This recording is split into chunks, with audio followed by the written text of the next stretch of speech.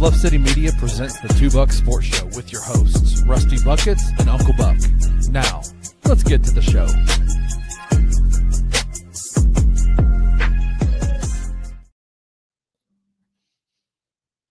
What is up, everybody? Welcome to your Monday, July 28th edition of the Two Buck Sports Show, coming to you live at 11 o'clock Central Time, God's time zone, every Monday, Wednesday, Friday. I am your co-host, Rusty Buckets, coming to you live from East Memphis, and I got my guy, Drew Gann, a.k.a. Uncle Buck, on the mic with me today. Uncle Buck, this is almost two different Bucks, but I'm glad that I could be here with you. How are you, sir? Yeah, it's this was I just watched a documentary on the 2016 Game 7, the Cubs and Indians. RIP Indians. Let's go, Cubbies. Now they're the Guardians. See these right here? Those are Game 7 batches from when the Cubs beat the Indians. Jim Beam, let's go. But my point being, what's his name? The coach, Madden, brought in John Lester in relief, and it went poorly. You brought in your starter as a reliever, and it went very, very badly. That's what happened today. We thought Rusty wasn't going to be available. He had his big test that I'm sure he may or may not tell us about. But we had the reliever. Kenny was going to start the show with us. But at the last minute, we brought in the starter. And so we're going to see how it goes. Rusty's got some redeeming of himself to do. Last week was a brutal week between me and StreamYard and my computer and the good people in the comments. We got Wayno here from the other side of the pond. We got Jared, who's been up since 3 a.m. I know they've had some midnight practices over there in the greater Martin, Tennessee area where he covers high school football. Last night, I saw his tweet was high school teams could put on pads at midnight last night and start practicing with pads. And so some teams had like some midnight madness type practices and stuff. So you know what? Jared, God bless you. 3 energy drinks deep. Like that's a bold move, Cotton. Let me tell you something. Let me take the other side of this. Some unfortunate news has come out in the high school football community with all the heat-related injuries. You should probably do every practice at midnight for a little while. It is dangerous in these streets. That kid from Bolton High School right here in Memphis passing away, unfortunately. It's a sad tale. And so, five teams last night having midnight practices. Jared getting 2 hours of sleep, man. That is wild. God bless you, sir. I'd be cranky. And Kenny, those folks can stay on the other side over there. They're giving me heat about my StreamYard use. We're going to figure it out today. We're back better than ever. I got my focus back. I assumed that one of them was Jared in the same comments over there talking about my love-hate relationship with StreamYard. That's what he does. Yeah, that's it. Exactly. So, but Drew, you kind of keyed it up. We're going to talk best in beef like we always do on Mondays. It's everybody's favorite time waste. So why waste any more time?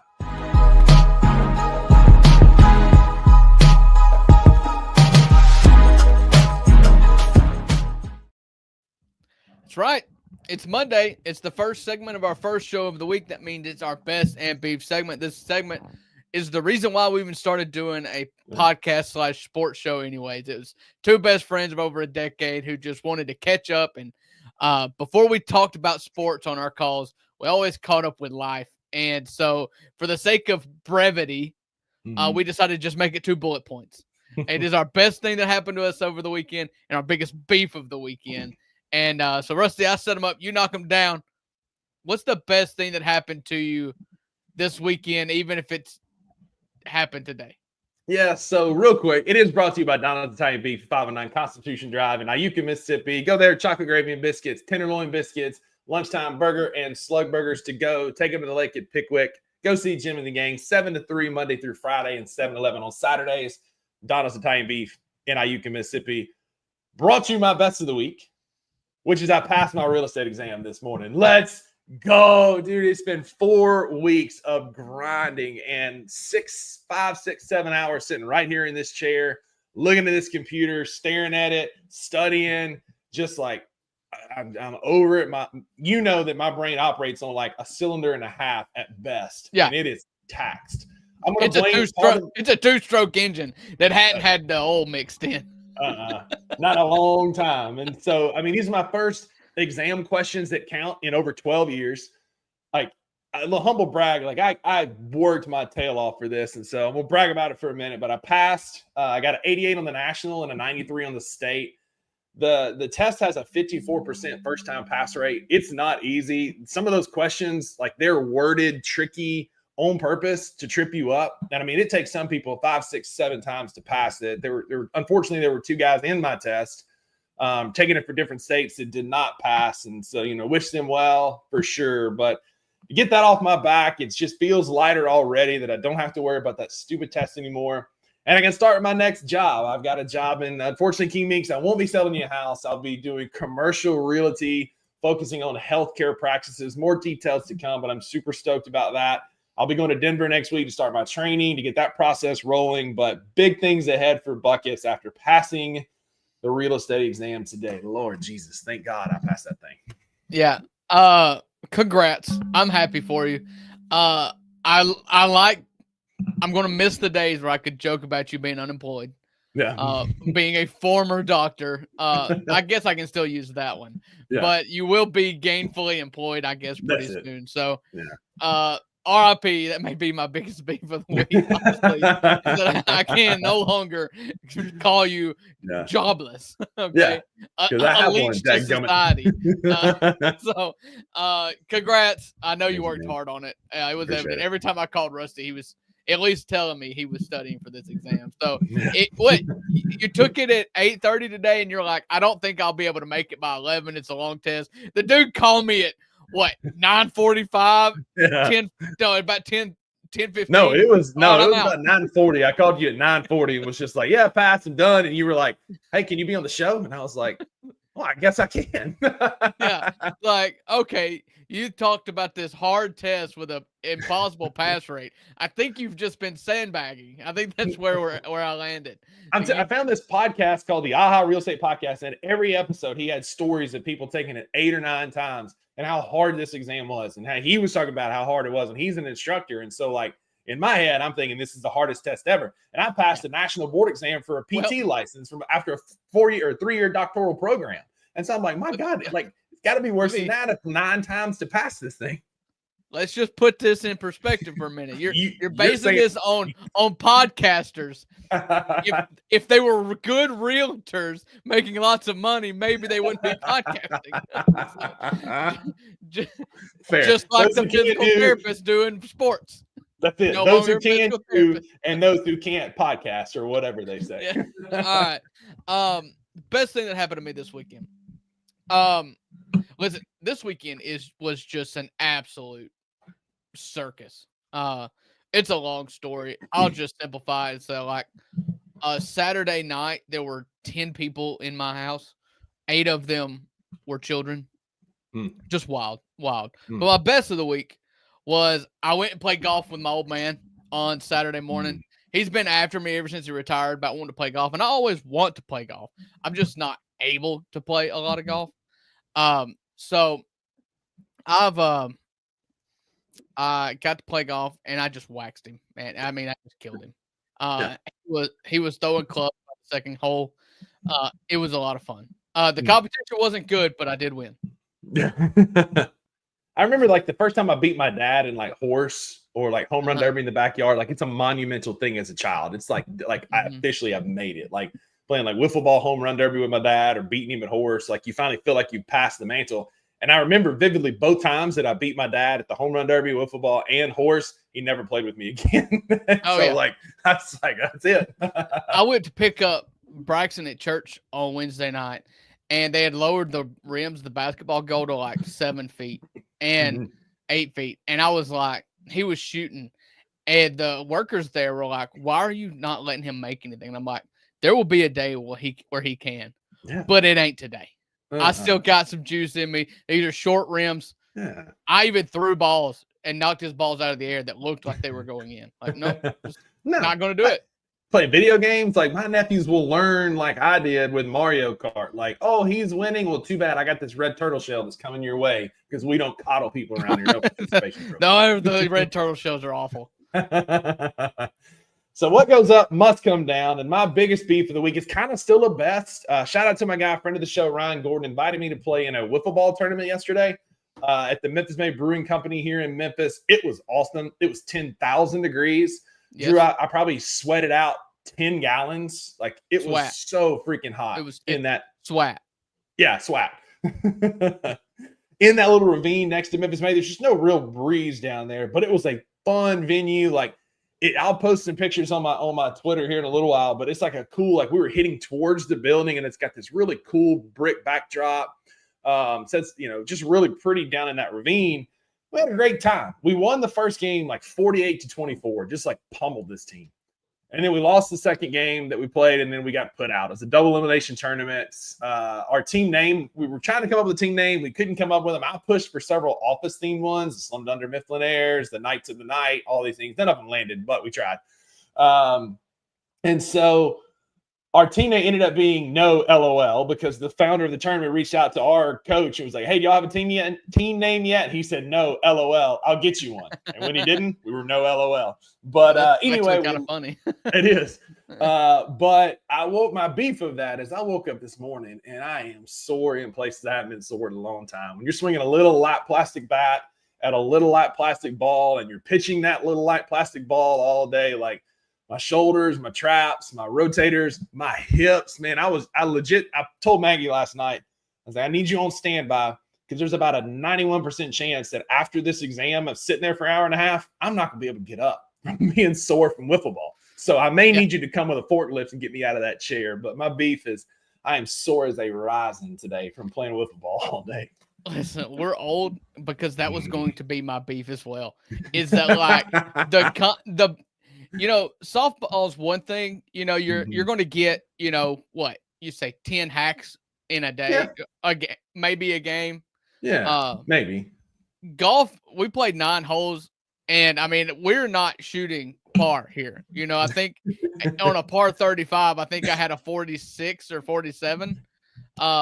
So that's like 47 rips of that club that I have not done in a long time. And I've just kind of got to catch it. And it's not debilitating. It's not going to keep me on the shelf or in the bed. So I'm not really complaining. But I can feel the golf swings on this Monday lunchtime show. So that's mine. And then I won't even get to having 8 kids in my house Saturday night. That's for another day. We might have some breaking news that we might need to get to. Okay.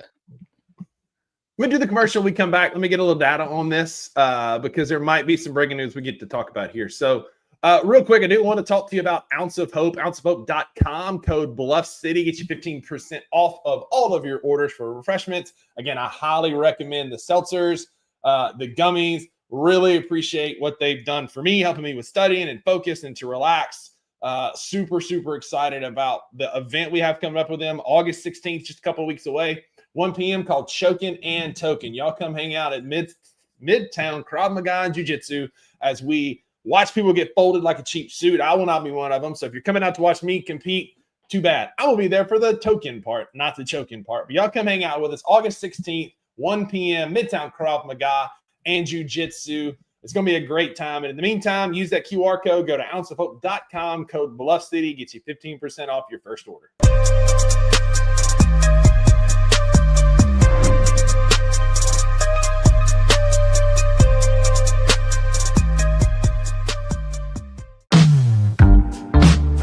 Chokin' and Token, the Mid-South's first cannabis-themed jiu-jitsu tournament. August 16th at Midtown Krav Maga and Jiu-Jitsu. At 1 p.m. 21 plus to compete or consume. Consumption not required.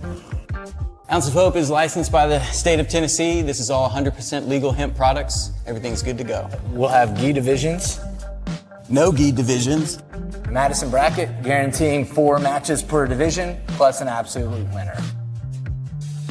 Each fighter receives an Ounce of Hope gift bag, and there's prizes for every winner. Check out the link below to sign up.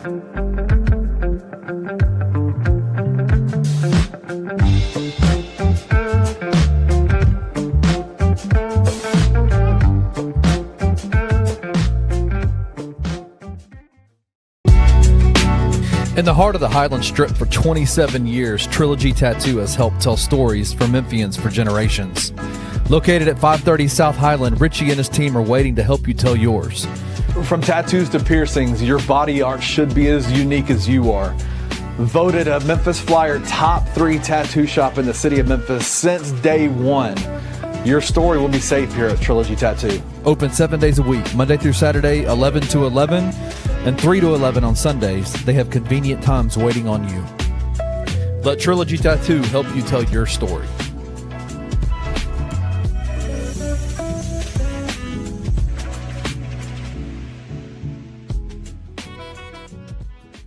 Sometimes you need a reset, whether it be in your professional life, your personal life. Maybe they go one on one, maybe they go hand in hand, whatever it might be. But like, you need a reset. And sometimes you kind of got to take maybe a trip into where there is no cell service, Luke. And maybe you do that to get yourself back to where you need to be. And that really, I think, in my opinion, that's what we're seeing with Ja Morant is he's finding himself, and he's finding that there is true love out there, and that he is just a superstar in this game.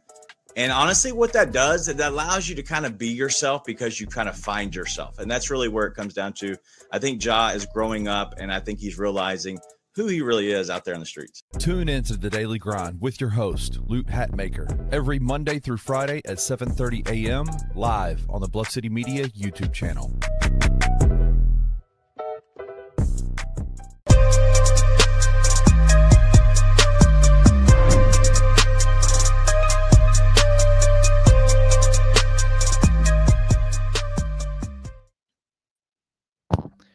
Welcome back.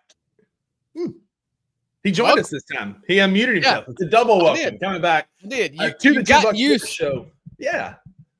You've gotten used to taking over the intro to the second segment because I never remember to unmute my mic. And now we're talking over each other because you did. How about that? All right. Welcome to the Two Bucks Sports Show. It is the 11 o'clock hour here on Bluff City Media. That means you get us two buffoons live on the YouTube. So I meant to do this during the first segment. I'll do it now. Catch us on YouTube right now. If you're over on X on Rusty's page or the Bluff City Media page or the BCM Grizzlies page on X, come on over to YouTube. We got King Meeks and Jared and Wayno and Edward and all the cool cats over here in the chat hanging out with us and each other. And if you want to take part in that, come on over to the chat. And if you're in the YouTube right now, just exit out of the chat real quick. Give us a thumbs up. Get back in. It takes like 10 seconds. It helps us out a lot. Rusty, you teased us. What do you got? Yeah. Well, first of all, shout out to me for getting it right today, getting you back on stage, getting the right setup here. So shout out to me. I am going to say that. But so I completely forgot to talk about this when we were talking earlier today. So we're going to interject it here before we get to our basketball segment. But there is a press conference coming later this morning. I believe it's around noon, if I'm not mistaken. So naturally, right as the show is wrapping up, that Deion Sanders and his medical team are hosting a press conference to talk about future coaching, Deion's updated health.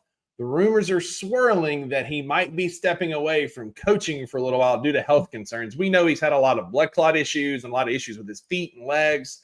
Drew, there's going to be some backlash here, right? People are going to scream. Obviously, you're seeing it already. Oh, he lost all his talent, so he's not going to coach anymore. And I truly don't think that's what it is. No, he has had documented health concerns, and that's what it seems like this is.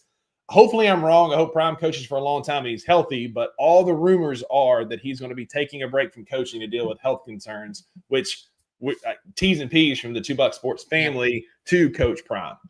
Yeah, Prime's good for football. Prime is headlines, and this isn't the entertainment business. You need the guys that spark outrage one way or the other.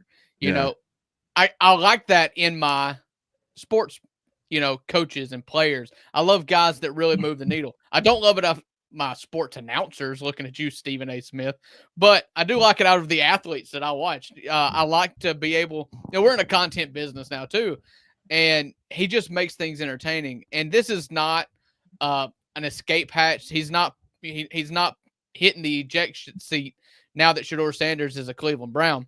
Mm-hmm. He has been dealing with this. It's been well reported throughout the offseason that he has not even been in Colorado very much, if at all. He's been in Texas, getting rehab or getting help, and it's been kind of mysterious because nobody knows quite exactly what's going on, but he just hasn't been around Colorado, around the Boulder at the facilities. And it was to the point where it was like a piece of news that he even showed up to media days for their conference. So thoughts and prayers to to Dion. And I was just looking here on Yahoo Sports. They tweeted out 2 hours ago a quote from Dion, which kind of makes it set home. It says, Deion Sanders shared an emotional message ahead of Monday's press conference that Rusty was talking about. And this is the quote from Dion. Yesterday was tough because I had to make a will. It's just not easy at all to think you may not be here. And to have a quote like that followed by a Monday press conference at noon that was unexpected, it's easy to see how you can kind of dread what the news is going to be coming out of Boulder here in 35 minutes.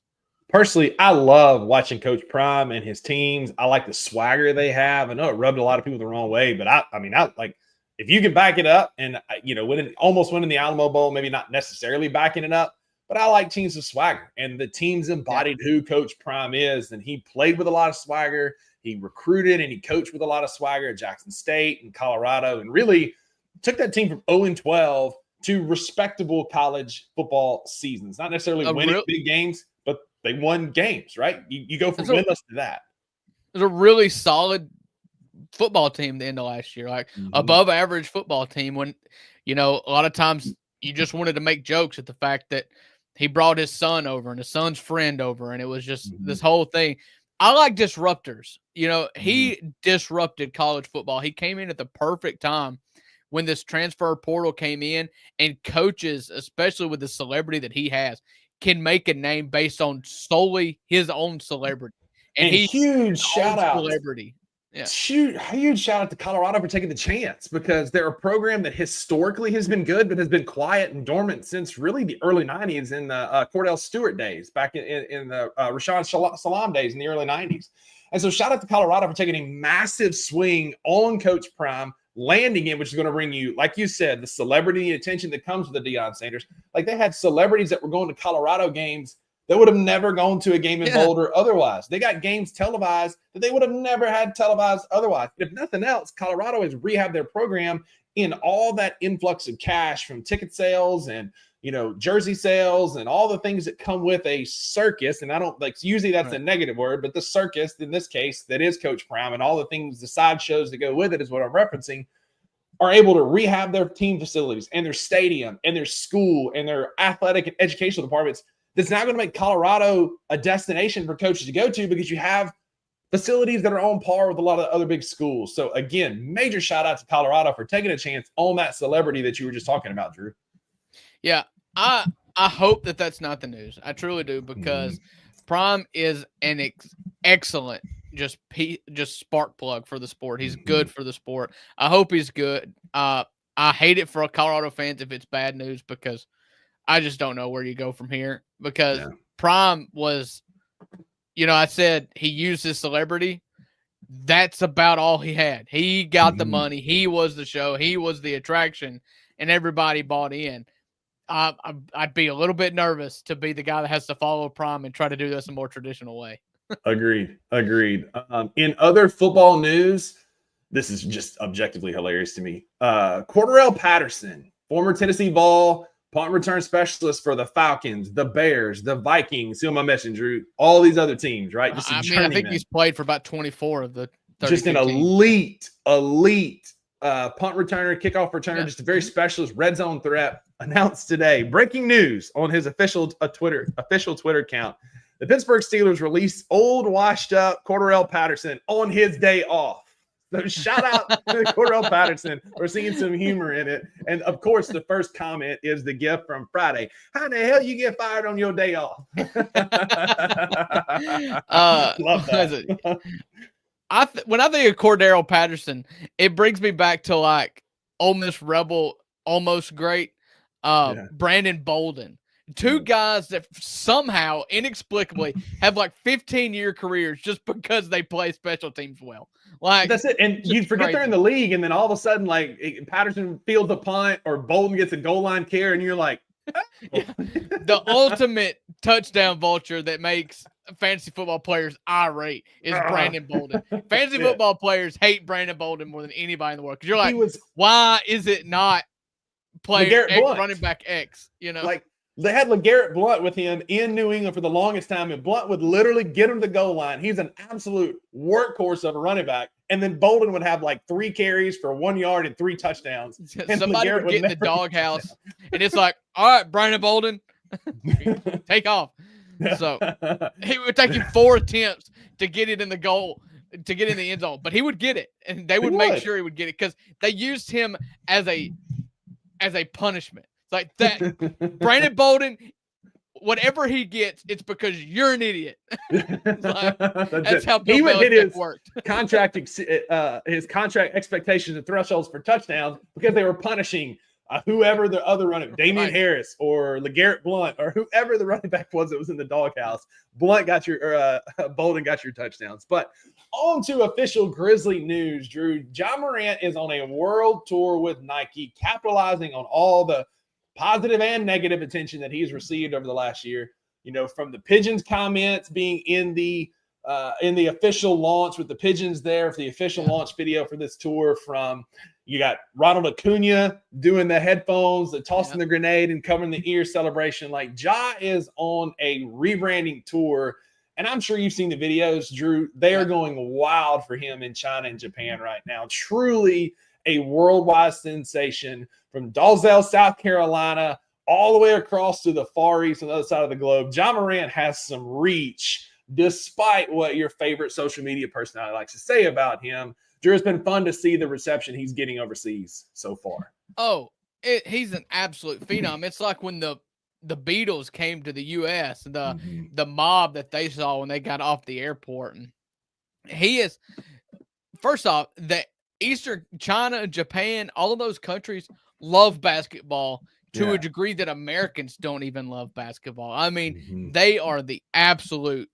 hoops junkies of all hoops junkies. And you get Ja Morant, who is the best highlight in the NBA, to come and hang out and play on your court. It's like, yeah, it's great. And it's great to see the reception, because the thing about Ja, and I've been hard on him, and, you know, basketball season's coming, and I'm going to stay in the middle until I see a change or a correction or whatever. But I've been hard on him because of it. Just kind of, it doesn't really seem like he wants to be there. There's something that's always kind of askew with Ja, and I know it's mental health. I know he's struggled with it, but nothing resets that and shows that life is good, quite like what he's going through right now, where he is just being loved and adored by everybody that comes in his path. And it's the thing that I feel like athletes don't get today that they used to get, because of the level of notoriety that they have immediately from a younger age, and the fact that you're on social media a lot, and you can, idiots can say whatever they want to behind an anonymous Twitter handle, is that you kind of just guard yourself from everybody. You don't let everybody in. You keep your circle tight, and you just don't allow yourself to feel the warmth and the love by people who love you. And when you get out in the public, if Ja Morant would just go to Walmart, he would see again, he would be reassured every single time he's seen in public in Memphis, Tennessee, that he is loved and adored.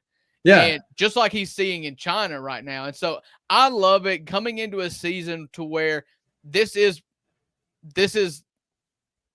probably the most consequential season of his career in Memphis right now. I think that he's it's good to get that reset and to know that and have that sense of confidence about you, that people love you. I think some of that too, like you said, you're on social media all the time. There's probably some burnout in there as well, both for the player and the fans, because you're just constantly exposed to this person. But he's in every single Asian country's top 10 to top 8 jersey sales year over year, with names like Luka and LeBron and Steph Curry. Like, he is internationally known, dare I say, one of the faces of the league overseas. And we're seeing that reception as he's going overseas. And it coincides really well, Drew, with the release. They're giving us a lot of teasers and early releases of the Ja 3s. And I personally am a fan. Here's what's come out so far from the Ja 3s that have been released. You've got your top middle coming out as the Halloween that glows in the dark.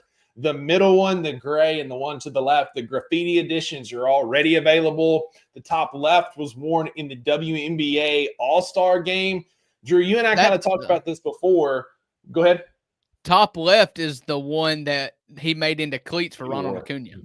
Yeah, he's wore those. Those are the Ronald Acuna cleats, which were amazing. And if they get released, those will be my new softball cleats. There's no doubt in my mind. But you and I had a discussion about this earlier. I think of all three variations of the Jaws, these are some of my favorites. The Ja 1s weren't super comfortable to me. None of the Ja 2 colorways made me go, God, I've got to have those. But I can tell you that the top middle, the Halloween edition, because of the Jurassic Park vibes, I'm buying those. I'll probably get the top right with the white and the off-white, and that bottom left with the essentially some of the Grizzly original colors are three that will absolutely be in my closet. What are your early takes on the Ja 3s? Well, I've got to separate my own taste from what I know to be true. What I know to be true are these are going to fly off the shelves. Yeah. They are bright, they're boisterous, they're everything that sneakerheads love, because sneakerheads do not want mild colors and stuff that you can wear with jeans. Like, no, that's not what people who buy sneakers want. These are going to absolutely fly. They're bold. They're in your face. They've got wild colors, the wild design on them. I mean, I don't even know how to really talk about sneakers, but I'm going to call them stripes. So sure. I'll probably get crucified for that. But the cool looking tiger stripes, they're really cool. Can I see, as a father of almost 5 who spends most of his time lugging kids through Walmart and at baseball practice, that wears jeans and a lot of Carhartt, I just don't know that these really can fit into my clothing. The aesthetic. It doesn't fit the aesthetic. It would look like a dude who, in his middle ages, won the lottery, and it's like, what's the first thing I can buy that makes like, what's the first thing I'm gonna spend my money on? And it's like, first thing I'm gonna do is I'm gonna buy some wild shoes. It's like the memes that come out of like, this is every 40-year-old youth pastor, and it's a guy with incredibly skinny jeans on skinny legs and a big old pot belly hanging over the top. Like, that's what this would be. I'm ashamed to say it. I've been doing better. But like, my comfort clothes are pretty, not slouchy, but it's like North Mississippi comfort. You know, I got my Carhartt and my, golf shorts, and like, I don't know that I could show up with a pair of the Jurassic Parks and it looked like I wasn't going a little bit crazy. Yeah, see, I wear a lot of like graphic tees like this one, or plain color tees. I've got a lot of the Chubby brand shorts and just like regular colors, so I could rock some of these. We both have Chubby shorts. Yeah, I mean, for sure. Like, I'm chubby and I wear chubbies. But like, these will go with the aesthetic. It's like athletic athleisure is what it's called, right? You just got like a regular t-shirt, shorts, and basketball shoes. And I like these better. These are going to fit the aesthetic, I think, better. Again, the top middle, the Jurassic Park Halloween that also glow in the dark. You get a zombie jaw shoe insert with them, a sole insert. I like the top right, that kind of all white, off-white color, and that's your business casual sneaker. That's it. Those are the ones I can wear, because Maggie and I'm working on redoing my wardrobe, because my style's got to be different. Like, I'm going to be out in front of people as a salesman. Graphic tees and chubby shorts are going to work, but I could wear those top right ones out with like a polo and some chinos, and it would look decent out trying to sell some commercial realty. I'll put it to you this way. In 2026, my goal is to wear more clothes that would look cool with Jaws. Okay, the Jaws 3s. I'm working on it. Part of it, and I'll just be honest. We're honest on this show. Is I don't have a very athletic body, and I feel like to have a dope shoe collection, you can't be walking around in clothes that just that don't fit you right because you don't have a correct size. Okay. So I'm going to get in shape. So I can look cool in some Josh threes. Okay. Attaboy. Cause my body type is that guy works out, but he also likes beer and pizza. And that's all I'm trying to live my life as. I'm not trying to be shredded, but fit enough to wear Jaws is good with me. And that's that fit-ish. I wore a shirt, I think it was last week on here. It says kind of fit, kind of fat. And that I've never been more perfectly described in a t-shirt. And that's just what I strive to be. It's kind of fit, but yet kind of fat. But Drew, speaking of off-season plans and off-season moves, ESPN released an article today, I guess, or maybe it was last night, grading all the NBA off-season so far, which we've done a lot on the show. We've done on other shows, but we're going to talk about ESPN's ratings. I have not seen the article. Drew has. He's going to throw up some teams, and I'm going to see if I can guess the grade that ESPN gave. Drew, take it away. This is fun, and this is how you know we have nothing to talk about. I looked at the ESPN page, clicked on NBA just to see NBA topics, and just like ESPN always does, they have a couple NBA headers with football comments underneath it, like, can the Steelers be competitive in the AFC under the NBA news? I mean, they just can't figure it out. But Kevin Pelton graded every single NBA team's offseason. And I don't want to go through all these with you because, as you can expect, this is all pretty generic. They don't really try to hit hard with anything. All but 7 teams got a B or a C. So, I mean, that's really hard-hitting number crunching was going on here. Absolutely. Great investigative journalism here. But one team had an F. So, we're just playing the game. Guess the F, okay? So, Rusty, I'll give you the floor. You can guess which team you think that Kevin Pelton gave an F to. And if you've got any curiosities afterwards, I'll let you know what he said. And if you're in the comments, help me out. Who do you think gets Kevin Pelton's F in the article? Drew, a few teams kind of come to mind. I'm just going to spitball a few teams before I make my official guess. One of them being the Brooklyn Nets, right? They took 5 first overall picks without making a single acquisition of another player. They got rid of Michael Porter Jr. They got rid of Cam Johnson for a worse Cam Johnson in Michael Porter Jr. Another team that kind of comes to mind would be the Phoenix Suns. Hold on. Nets got a C-. Okay. Wow. C-. Yep. Another team to come to mind is the Phoenix Suns. You move off of Kevin Durant. You buy out Bradley Beal for a historic number. And then your only acquisitions are Jalen Green, who can be good. He's streaky. And Dylan Brooks. Then you get Mark Williams from Charlotte. You're basically taking all of Charlotte's bigs and bringing them to Phoenix. Mm-hmm. I'm going to say they get a C- as well. No, actually, they had a better offseason than the Nets, according to Kevin Pelton, with a C+. Oh, my God. He really hates Michael Porter Jr., apparently. Apparently. Teams that probably got better grades, Nuggets. It the Jazz? The Jazz come to mind as a team that had an awful offseason, moving off of John Collins Sexton. The law firm is gone. Basically did nothing. At 5. They got Ace Bailey. Yeah, I guess so. Did they give them a C- as well? Gave them a C. A C. Oh, an even C. The New Orleans Pelicans. You trade CJ McCollum. You got a winner. There it is. Pelicans got an F. They gave up next year's unprotected first for Derek to move up for Derek Queen. Wow. Their only additions were Jordan Poole and Kevon Looney. Yeah. And so that's they got off of CJ McCollum, Kelly Olynyk. And so that is the team that has an F according to Kevin Pelton. And I don't think we can really argue that they had the worst. They owned it and they earned it. And it's Joe Dumars who built that Pistons team that won the title basically on the back of Chauncey Tayshaun and Ben Wallace blocking every shot that was put up in the paint.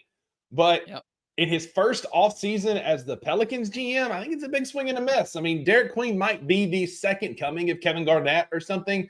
I just don't see it.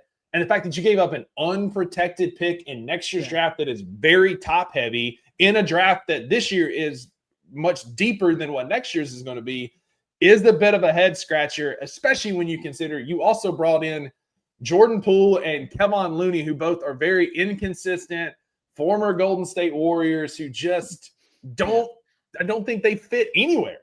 Yeah, the giving up next year's unprotected first is a very bold move, considering that you found yourself in the lottery this year, and you didn't do much to help yourself. So, hey, a healthy Zion goes a long way, and I guess they're just banking on the health of Zion to keep them out of the lottery next year. But here's the teams that Kevin Pelton gave an A to. Hang on, real quick about the Pelicans. The last thing about them before we move on, I do think that Jeremiah Fears' jersey can be taken one of two ways, right? He may fear zero, but zero fears the Pelicans heading into next year. Yeah. All right, here's come on, man. That was a good joke, and you're just jealous I thought of. All right. Zero fear the Pelicans. All right. Some from the chat here. Jared asked about he's recommended the Kings. The Kings were one of two teams with a D. The Kings had a D plus, along with the Indiana Pacers, who did nothing but lose Miles Turner. Mm-hmm. Jared gets it. These dad jokes are good, man. It takes a sophisticated humor, and Uncle Buck's just mad. That's all it is. Continue. How about Boston? Yeah. Boston's got a C. Black Ninja DJ gets Boston. He gave the Celtics a C. The Memphis Grizzlies, I'm sure everybody's wondering. You expect bad, but he gave the Grizzlies a B. A solid middle of the road B. Compare that to the Magic, who had a big trade with the Grizzlies, also a B. The A's, I think there's three teams that got an A. If I told you to name three teams that should have deserved an A, I think you would get all three of them. You want to try it real quick? So I know the Mavericks got an A. Okay, never mind. All right. What did the Mavericks get an A for? What did they do? Getting Cooper Flag and Reese, I guess. Yeah, I'm thinking of of through the eyes of ESPN. I was going for the eyes of because they're going to probably give it to the Mavericks, the Clippers, and probably Boston for restructuring their franchise. Well, who are the three? It would have been over three. Who are the three? All right, the three A's, the Hawks, who obviously had the best offseason, pre-draft, all that. They did really good in free agency. The Denver Nuggets, again, we're talking the swap Cam Johnson for Michael Porter Jr. And then they also picked up Bruce Brown to have his return to Denver, and the Houston Rockets, who acquired one Kevin Durant. Those make sense, especially like the Nuggets went from no depth to all the depth. The Hawks are making a big play in the Eastern Conference. That makes sense. And then giving Kevin Durant will get you an A, no doubt. Clippers got a B plus. Edward, he was asking or guessing B plus for the Thunder. There was one incomplete, and that is going to be the Jordan Poole, waiting on Jordan Poole for Golden State. So he gave them an incomplete. Lazy. Jordan Poole? Lazy Jordan Kevin Poole for Golden State? Jonathan Kuminga. Jonathan Kuminga. Waiting on him if he's going to sign that contract or not. 3 free agent news before we move on, a little bit of baseball to wrap up the show. No football today. We'll talk more of that coming on Wednesday. Foreshadowing. And on Friday, more foreshadowing.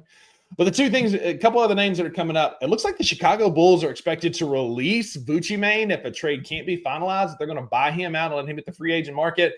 A guy that averages 20 points per game, almost 10 rebounds per game during stretches. Like, he's a consistent big. I mean, I don't hate that for a lot of teams that need a center. Like he's going to be sought after by teams that are projected to compete for a title. I don't hate it for the Grizzlies, to be honest with you, for a backup big. Bro. Really don't. He's the name that we talked about in the season. We talked about him in the season, how he fit this team. Yeah, it was a bad trade for Chicago because they traded away Wendell Carter, and I think there was one other pick that ended up being somebody good. Maybe it was Jalen Suggs or one of those that ended up in that Vucci trade resulted in a pretty good player for the Magic. But yeah, I think he's going to be a backup big somewhere that is. I mean, hey, you know who he'd work out great for? Golden State. Denver. In Denver, right? If Valanciunas goes overseas, then he would start for Golden State, though. Yeah, he would start for Golden State. Yeah. And Jared's right. Grizz Twitter would absolutely execute Jaren simply because Vucci rebounds, even though Jaren is a much better offensive player. Those people should go cheer for somebody else. Agreed. Cam Thomas is a bench player who wants star money per most NBA teams. Yes. And I kind of agree, even though Cam Thomas thinks he should be paid like a number one. I don't know that he's going to leave Brooklyn unless he is willing to take a pay cut, because there's nobody that's going to want to pay him that kind of money unless he wants to go join some of these guys heading overseas. Like, was it Thomas Bryant from Indiana that's going to play over in Greece? Like Cam Thompson is not going to call for starter money anywhere. Cam Thomas didn't help himself either, because somebody asked him a question about his game, and he was just like, about how much he was shooting, and he basically said something to the like of, I shoot when I'm open, I'm a good shooter, I'm the best scorer in this league, shut up. And they're like, well, the question was about you not playing team basketball, and he responded with, I'm a shooter. So didn't help himself much. And just in the course of looking at Cam Thomas on Twitter, there were 4 tweets where Memphis Grizzly robo accounts, or whatever you want to call them, are saying, hey, get Cam Thompson to Memphis. No, thank you. I'm absolutely good. I mean, I would take him. I'm absolutely good. Not at the price that he wants to pay, though. That's the whole thing. Yeah, I'm good on that. The dude is a bucket, but I want him coming off the bench, and I want him making less than $20 million a year. If you can do all of those, if not, then pass. Yeah, that's what I'm saying. He doesn't want to do either of those, so pass. And lastly, the Sacramento Kings are looking to trade Malik Monk and possibly Devin Carter in an effort to sign Russell Westbrook. Is a rumor that's coming out this morning. Drew, is that smart to give up on Devin Carter so soon when he's got a lot of upside? He was the guy that Chris Vernon was high on, and a lot of guys wanted in Memphis. I personally like Devin Carter. I like his game. He hasn't been able to play a ton at the NBA level because of that shoulder injury. This is going to be his first full healthy offseason and season to see really what you've got there. But I think Devin Carter's got a place in this league. And Malik Monk's contract is a bit something for a bench scorer. But if you can get him to take a pay cut, he could go to a contender that needs some shooting on a friendly deal and be a good contributor. And I guess signing Russell Westbrook instead of those two is a bold choice to make. Yeah, I think they're probably just going with the Clippers mindset here. We're just going to try to get old as possible, get any new money off the books, make a run at it one time with DeMar DeRozan and Russell Westbrook and who's the other guy? Zach LaVine. Zach LaVine. Yeah. I couldn't care less. Either way, I'm not watching the Kings play. I mean, agreed. They ain't going to be lighting the beam anytime soon. But we got one more little segment for y'all to talk about. And look, miss me. I know this says college baseball, but it's my bumper baseball video for now. Get college baseball. We're not doing an MLB bumper, okay? No, I'm just going to take college bumper. No, I'm just going to take college baseball off of this one. It's just going to say hot corner.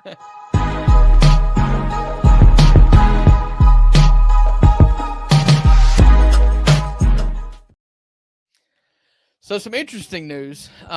During our first break, I saw this and I texted Rusty. I was like, this is fun. So Rob Manfred, infamous Major League Baseball commissioner who we hate on. It's one of our favorite things to do is to hate on Rob Manfred.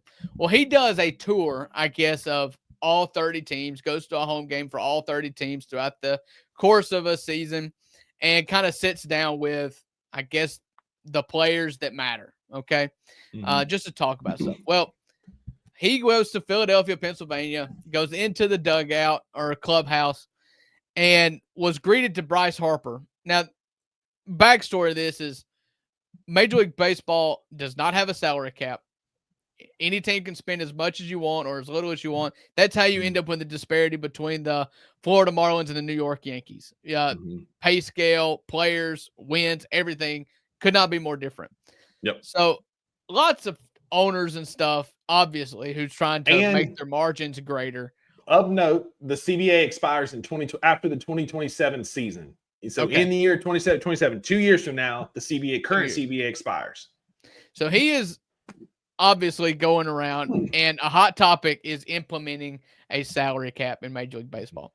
Is it a good idea? Is it a bad idea? That's a topic for another day where we got some more time.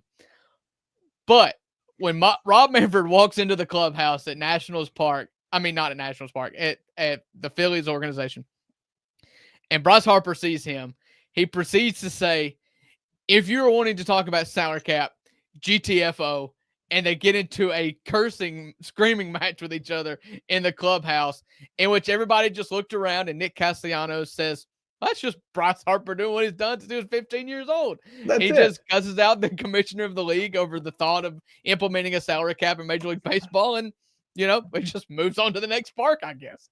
And he can get away with it because he's Bryce Harper, former phenom. And all you nerds who called us out on TikTok can take a hike, because we're exactly right. As Rob Manfred is going out on this tour and he's poking the bear and all this. Now, the salary cap is something, right? Because it leads to these exorbitant salaries. It can be a part of why ballpark tickets are so expensive. Though, Drew, I'm going to be in Denver next week for some training, and I was just like, oh, is the Colorado Rockies going to be home? And they are. You can get in the ballpark for $14 because they're terrible. They're playing the Blue Jays. Get $14 to go to the game. I was looking at tickets. I can sit 10 rows behind the third base dugout for $60. I'm like, absolutely, I'm going to do that if I get a free night. That's an overpay. I mean, those seats are going to be empty. I know what I'm saying. I can buy like the $20 seats and move down, no doubt. But Absolutely. Still, we'll see you on the broadcast. I'll be the one guy in section 105. Yeah. But seriously, like Ninja DJ's right. Like, they're absolutely heading towards a lockout over this because Manfred and the owners are wanting a salary cap and a floor, and the players are absolutely not. And we are fans of getting your bag on this show. So why limit your earning potential? If you want to go earn $300 million, go earn $300 million. Like Kershaw and some of these guys are getting, Mike Trout, some of these guys, Harper guys are. But as a guy who's betting on himself to make more money, I'm in Harper's camp here. / I also hate Rob Manfred. He is the worst commissioner in sports, despite what the nerds want to tell you about stats and all this and ratings. Yeah, but good luck watching the game within 6 hours of a Major League ballpark or anywhere on YouTube or X or anywhere they post highlights, because you're not going to see it. But I digress. As a guy who's not a huge Bryce Harper fan, shout out Bryce Harper for doing what all baseball fans, true baseball fans, would love to do, and that is cussing out Rob Manfred to his face. Listen, the owners always have the leverage when it comes to these kind of things. It's just how long do you want the lockout to be? The owners are made men. They're not depending on the success of their baseball franchise to heat their own homes in the winter. They are made men. They can wait out the players who are losing their earning potential, their years of service, if they don't agree and they decide to lock out for a long time. So the owners always have the nuclear option to shut down the season, to lock out and not play. It's no sweat off their back. So it is going to be interesting to see. And whether or not it's good for baseball to have a salary cap is a whole nother question. Which would be fun to entertain on a future show. So y'all watch out for that coming up in the $2. But lastly, if we ever get that dry for material that we're going to entertain the thought of a salary cap in Major League Baseball, I'm probably just going to find another hobby. That's fair.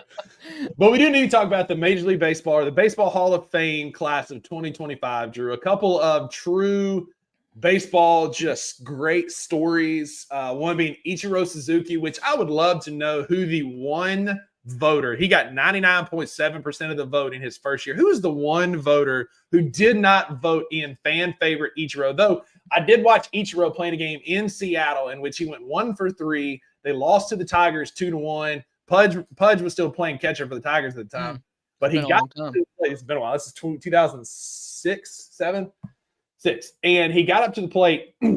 2 outs, bottom of the ninth, runner on second and third, and Ichiro comes up. We're like, yeah, this is it. Here we go. Win the game.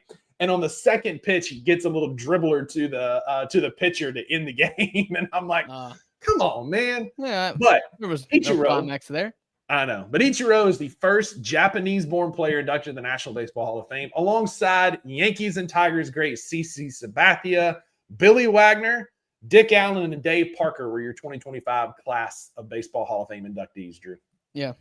I don't know how Dave Parker made it this long without getting in. He is one of the first sluggers in Major League Baseball history, especially black slugger. He was a trailblazer for that Pittsburgh Pirates organization. But I want to camp out at Ichiro. It's crazy. I was just looking. He is the all-time hits leader in baseball. Now. Baseball history. Professional baseball. He does not have more Major League Baseball hits than Pete Rose, but he brought over 1,000 hits from his professional career in Japan. He had 10 seasons of 200 plus hits in a row. It's tied for the most 200 hit seasons in baseball history with Pete Rose. and Ichiro did it in his first 10 seasons as a professional athlete. His rookie year for Seattle, he only struck out 53 times in almost 700 at bats. Yeah. That's Tony Gwynn level stuff. To put that into perspective, Aaron Judge in June of 2025 struck out 42 times in 1 month. Ichiro in his rookie year in Major League Baseball struck out 53 times. My favorite one, though, is of all the professional baseball players to hit 3,000 hits, Ichiro had the least amount of hits at age 26 with 0 because he was playing professionally in Japan. He didn't become a rookie until later in his 20s with the Seattle Mariners and then got 3,000 hits at the end of his career. So, like, all these guys already had like 1,500 hits by the time they were 26, and Ichiro had 0, and he's still one of the all-time hitters. Ended up with 4,367 professional hits across Major League Baseball and Japanese baseball. Oh, and my favorite quote, Ichiro's a funny dude. If you just sit around and listen to his quotes and stuff, my favorite one that he ever did is he was in a slump, and they were asking him, like, what's going through your mind when you go through a slump? And he just said, when I'm in slump, I just ask, what do Ichiro do? And then I was like, okay, you just, instead of like WWJD or thinking about Jordan or Pete Rose or the all-time greats, it's like, what do I do? It's like, okay. Yeah, okay. I mean, that's fair. I loved watching Ichiro play. Had an absolute hose out in right field, too. Just a great, fun guy to watch. Speaking of hoses, I misspoke earlier. C.J. Sabathia was with the Indians, not the Tigers, for a long time. The Brewers and the Yankees. Just a dominant left-handed pitcher. One of the more imposing pitchers, too, because he's a massive human. Big dude. Standing on there, wore his hat cocked off to one side, and just mowed down your favorite baseball players. Just an absolute dominant pitcher in the early 2000s. And so he received 86.8% of the ballots. He's also a first ballot inductee alongside Ichiro. But again, man, Ninja DJ's right here. Like, they got to be drinking tequila or whiskey because, like, who doesn't vote Ichiro in, man? Like, come on. They're the absolute worst. They refuse. They co-conspire together to ensure that nobody is unanimous. I don't know how they do it, but he's not the first person to get 99 of 100 votes. It happens all the time. And like, of all the people that I could be wrong, but I think Jeter was not even unanimous, or it was either Jeter or Mariano Rivera. One of them was not unanimous by 1 vote. I believe it was Mariano Rivera. So you're thinking of.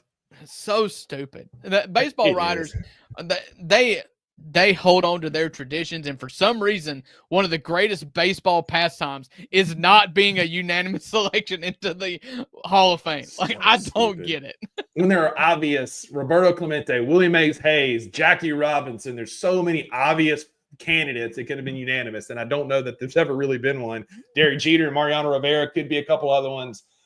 It's just wild. But that's another topic for another day. And that's going to do it for your Monday edition of the $2 Sports Show. Live Monday, Wednesday, Friday, 11 a.m. Central. Guys, make sure you tune in on Wednesday. Do not miss Wednesday. It's going to be an awesome show. I'm not giving you any details other than you better be here. Wayno, you better make some coffee, get your nap out, and be here. Jared, drink your 4 energy drinks if that's what it takes. Y'all make sure to be here Wednesday. It's going to be a dynamite show with some really cool stuff coming. So tune in on Wednesday.